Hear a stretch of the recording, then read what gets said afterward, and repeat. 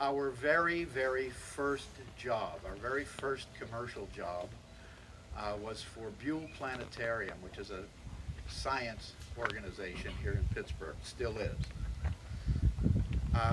We got a job to make it look as though a rocket ship was landing on the moon.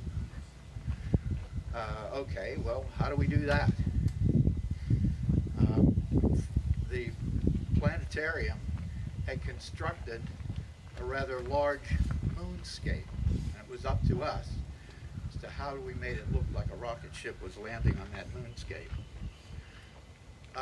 Our very good friend and close colleague in the early days was Mark Ritchie, Rudy Ritchie's brother, Richard Ritchie's cousin.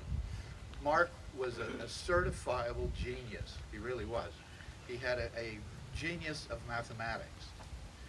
He was also an amateur rocketeer. Mark knew how to make solid rocket fuel in small batches.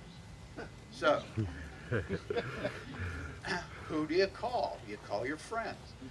Mark, we need to whip up some fuel to make it look as though these little model rockets are actually, this model rocket is landing on the moon.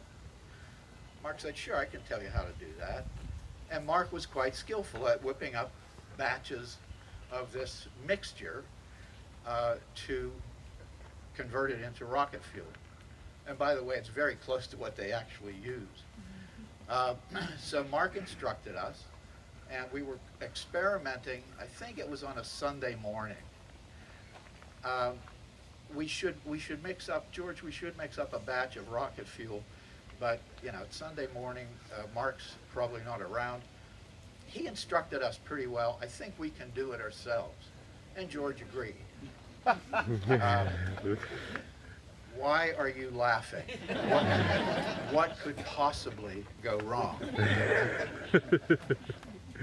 At any rate, at our very first storefront, Latent Image, we had a hot plate and a porcelain pot that we used for, heating soup and that kind of thing.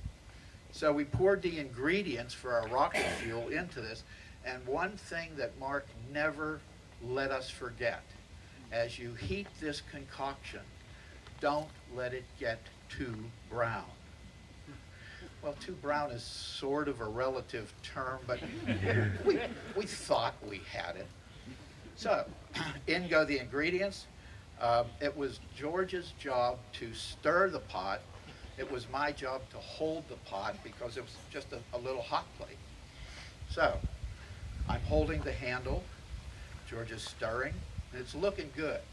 The viscosity is looking good. Everything is looking pretty good. And I said, George, you remember what Mark said about don't let it get too brown? George, it's looking like it's getting pretty brown. George, this stuff is getting really, really brown. I put the pot down and took off. George was immediately behind me. This was in the back room of our place of business. This stuff blew up. It got too brown. We ran out onto East Carson Street, followed by this acrid, billowing smoke coming out of our storefront, Latent Image. The fire department came. We had quite a ways. It was one of the first ways, actually, that George left his mark on the world of filmmaking. The fire department and the police were not very pleased with us, but they were convinced that we weren't terrorists or anything like that. Our rocket fuel just simply blew up on us. It got too brown. But the reason for that story is that kind of experimentation, that kind of vision about how do you really make it look real, how do you make it feel real, was something that never left George in his storytelling. And as Gary said, George Romero has touched hundreds of thousands of people with his work, with his creativity, with his sensitivity. And the world is truly a lesser place because of him. And any of us who knew him and had an opportunity to work with him and got a little bit of the glimpse inside the real George Romero, I think that anybody who met him as a fan, he was always courteous and kind, and he would stick to the bitter end to make sure that anybody who showed up to get his autograph went away happy. And not just getting an autograph, he actually engaged them. And that speaks volumes as to George's his sensitivity and his positivity. We miss him very, very dearly.